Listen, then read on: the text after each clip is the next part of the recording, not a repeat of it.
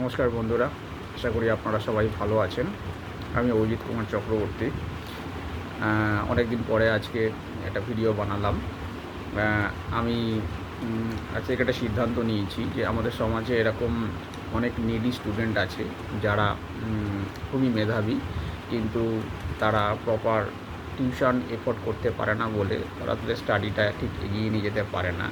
তাই তাদের উদ্দেশ্যে আমি আজকে থেকে সিদ্ধান্ত নিয়েছি যে আমার বাই কোয়ালিফিকেশান আমি একজন পোস্ট গ্র্যাজুয়েট। আমার ফিজিওলজি, এনভায়রনমেন্টাল সায়েন্স, জিওলজি এর উপরে যতটুকু নলেজ আছে সেই নলেজটাকে তাদের উদ্দেশ্যে শেয়ার করা, যাতে তারা তাদের এডুকেশান লাইফে ক্ষেত্রে এই ভিডিও থেকে যদি তারা উপকৃত হতে পারে, তাদের পরীক্ষার ক্ষেত্রে যদি তাদের কাজে লাগতে পারে, সেটা আমার পক্ষে খুবই আনন্দদায়ক হবে। তা আজকে আমি প্রথম ভিডিওটা শুরু করছি কিছু একটা টপিক দিয়ে। রোজই কিছু না কিছু টপিক থেকে আমি ভিডিও দিতে থাকবো, এবং যাতে তারা তাদের পরীক্ষার ক্ষেত্রে বা সাবজেক্টের ক্ষেত্রে তারা হেল্পফুল হয়। যদি আপনাদের ভিডিওগুলো পছন্দ হয় তাহলে একটু লাইক, শেয়ার, কমেন্ট করে দেবেন। বাই দ্য ওয়ে, আমি একটা ইউটিউব চ্যানেলেও আমি এই ভিডিওটা দেবো, ফেসবুকেও দেবো। ইউটিউব চ্যানেলটা একটু সাবস্ক্রাইব করে দেবেন। আজকে যে টপিকটা নিয়ে আমি শুরু করব সেটা হচ্ছে গিয়ে হার্ট ব্লক। হার্ট ব্লক নিয়ে আমরা বিভিন্ন জায়গায় বিভিন্ন কথা শুনে থাকি। তা হার্ট ব্লকটা কী, এবং হার্ট ব্লকটা কেন হয়, হার্ট ব্লকটা হলে কী হতে পারে, এবং হার্ট ব্লকটার অল্টারনেটিভ কী আছে, সেটা নিয়ে সংক্ষিপ্ত আমি কিছু বলতে চাই, যেটা ক্লাস 9-10-এর সিলেবাসেও অল্প হলেও আছে, 11-12 তো আছে, মেডিকেলে তো আছেই। তা হার্ট ব্লকটা জানতে গেলে সবার আমাদের জানতে হবে, মাফ করবেন, সবার আগে জানতে হবে যে আমাদের মানুষের হৃৎপিণ্ডটা কী। হৃৎপিণ্ডটা হচ্ছে একটা পাম্পিং মেশিনের মতো, ঠিক আছে? বাড়িতে জল গেলে যেমন পাম্পের দ্বারা আমরা জল ওপরে তুলি, সেটা আমরা একটা ফিজিক্যাল অর্থে বললাম, কিন্তু হৃৎপিণ্ডটা একটা পাম্পের মতো। হৃৎপিণ্ডের মধ্যে 4টে চেম্বার আছে। 4টে চেম্বারের মধ্যে হচ্ছে 2টো অলিন্দ, 2টো নিলয়। একটা হচ্ছে বাম অলিন্দ, একটা ডান অলিন্দ, একটা বাম নিলয়, একটা ডান নিলয়। ইংলিশে বলা হয় left ventricle, right auricle, right auricle, left ventricle, right ventricle. এইবারে প্রতিনিয়ত হৃৎপিণ্ড আমাদের ব্লাড সার্কুলেশন করে। এর মধ্যে বলার বিষয় হলো, হৃৎপিণ্ডের মধ্যে দিয়ে একটা ব্লাড সার্কুলেশন হতে সময় লাগে 0.8 সেকেন্ড, যেটা আমাদের কল্পনারও অতীত। কারণ 0.8 সেকেন্ড মানে আমরা ঠিক কাউন্ট করতে পারবো না। এই যে আমরা আপনার সাথে কথা বলছি, আপনাদের সাথে, এর মধ্যেই হয়তো কতগুলো সার্কুলেশন হয়ে গেল। হৃৎপিণ্ডের 0.8 সেকেন্ডের মধ্যে একটা ব্লাড সার্কুলেশন হয়। সাধারণত হৃৎপিণ্ডের যে সংকোচন প্রসারণ হয়, হৃৎপিণ্ডের সংকোচনকে বলা হয় সিস্টল, আর প্রসারণকে বলা হয় ডায়াস্টল।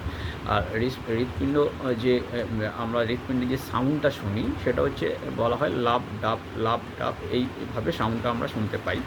এনিহাও, হার্ট ব্লক ব্যাপারটা সম্পর্কে যে ভুল ধারণাটা আছে, অনেকেই মনে করেন হার্ট ব্লক মানে হচ্ছে অতিরিক্ত তেল, চর্বি, ট্রাইগ্লিসারাইড জাতীয় খাবার কিছু খাওয়ার ফলে আমাদের হার্টের মধ্যে যে ধমনী আছে বা শিরা আছে, তার মধ্যে হয়তো এইগুলো জমতে ব্লাড সার্কুলেশন হতে না পেরে ব্লক হয়ে যায়। এটা সম্পূর্ণ ভুল ধারণা।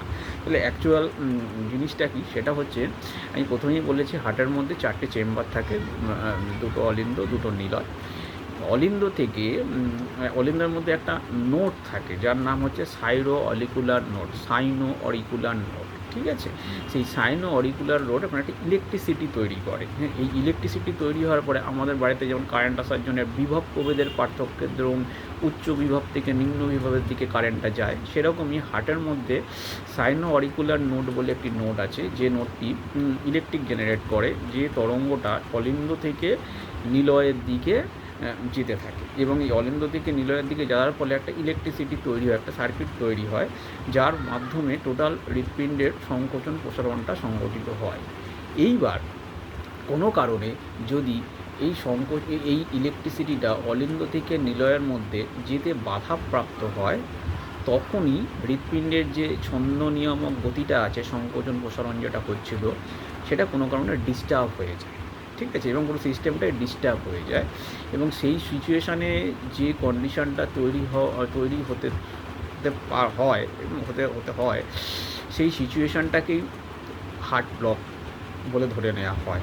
ঠিক আছে। এবার এই যে এসএ নোডের কাজটা হচ্ছে গিয়ে কি, বিবাহ প্রভেদ তৈরি করে ইলেকট্রিসিটি জেনারেট করে সেটাকে দিয়ে তরঙ্গটাকে অলিন্দ থেকে নিলয়ের দিকে প্রবাহিত করা, যার ফলে হৃৎপিণ্ডটা নির্দিষ্ট সময়ে সংকোচন এবং প্রসারণ হতে পারে। কোনো কারণে অলিন্দ থেকে নিলয়ের দিকে এই তরঙ্গটা যেতে বাধাপ্রাপ্ত হলে তখনই হার্ট ব্লকের জিনিসটা সৃষ্টি হয়। এই এসএ নোডটার ক্ষেত্রে এসএ নোডের আর একটা অল্টারনেটিভ থাকে, সেটা হচ্ছে এভি নোড, যেটাকে অট্রিওভেন্ট্রিকুলার নোড বলে, এটাকে অনেক সময় রিজার্ভ পেসমেকারও বলে। এবার কোনো কারণে এটা ডিস্টার্ব হয়ে গেলে তার অল্টারনেটিভ হিসাবে ডাক্তারবাবুর কাছে গেলে ডাক্তারবাবু ট্রিটমেন্ট করে ইসিজি করে জানতে পারে হার্ট ব্লক হয়েছে, এবং পরবর্তী ক্ষেত্রে এভি নোডও যদি ঠিকঠাক করে না চলে তখন তাদের জন্যে যে যন্ত্রটি ব্যবহার করা হয় বা ডাক্তারবাবু লাগানো হয় সেটাকে বলে প্রেস মেকার, অর্থাৎ কৃত্রিমভাবে হার্টের মধ্যে প্রেস তৈরি করে, যার ফলে যাতে হার্টটা ঠিকঠাক করে আগের মতো স্পন্দন হতে পারে। কিন্তু এখানে একটা ডিফারেন্স আছে, এসএ নোড যেভাবে ইনবিল্ড মানুষের শরীরে ছোটোবেলা থেকেই তৈরি হয়েছে সেটা যেভাবে কাজ করে, পেসমেকার যেটা বাইরে থেকে ডাক্তারবাবুরা দেয় সেটাও কাজ করে, কিন্তু সেক্ষেত্রে মানুষের আগের মতো পরিশ্রম করার ক্ষমতা বা ভারী কাজকর্ম করার ক্ষমতাটাও অনেকটাই রেস্ট্রিক্টেড হয়ে যায়। তো আশা করি আপনাদেরকে হার্ট ব্লক সম্পর্কে মোটামুটি একটা ধারণা দিতে পেরেছি। আপনাদের ভিডিওটা থেকে নিশ্চয়ই উপকার হবে, এবং আপনাদের প্র্যাকটিক্যাল জীবনে বর্তমান জীবনেও এই জিনিসটা নিয়ে আপনাদের কিউরিয়াসিটি রয়েছে জানি, এবং এর জন্য সাবধানতা অবলম্বন করে চলতে হয়। এসএ নোড হার্ট ব্লকের নানাবিধ কারণ থাকে, একাত্তা তো কারণ হয় না, তবে সেই কারণগুলো থেকে যতটা পরিমাণ আমরা বিরত থাকবো তাহলে আমরা হার্টটাকে আরও হেলদি রাখতে পারবো, এবং সেই কারণগুলো যথেষ্ট পরিমাণে রিজনেবল, সেই কারণগুলো অন্য একটা ভিডিওতে আলোচনা করব। এবং হার্ট অ্যাটাকও একটা কন্ডিশন হয়, হার্ট অ্যাটাকের সাথে হার্ট ব্লকের একটা আলাদা ডিফারেন্স রয়েছে, হার্ট অ্যাটাকটাও আলাদা ভিডিওতে আমি আলোচনা করব। তবে এই জিনিসটা সম্পূর্ণরূপেই অনাকাঙ্ক্ষিত যে ঘটনাটি ঘটে, এবং এটা থেকে বিরত থাকার জন্যে আপনারা ডাক্তারবাবুর মত অনুযায়ী, ডাক্তারবাবুর নির্দেশ অনুযায়ী আপনারা ওষুধ খাবেন এবং সেই নির্দেশ অনুযায়ী চলবেন। আশা করি আপনাদের এই ভিডিওটা ভালো লেগেছে। যদি ভিডিওটা ভালো লেগে থাকে তাহলে দয়া করে লাইক শেয়ার এবং কমেন্ট করে দেবেন। ইউটিউবে যারা দেখছেন তারা দয়া করে আমার চ্যানেলটা সাবস্ক্রাইব করবেন। ধন্যবাদ।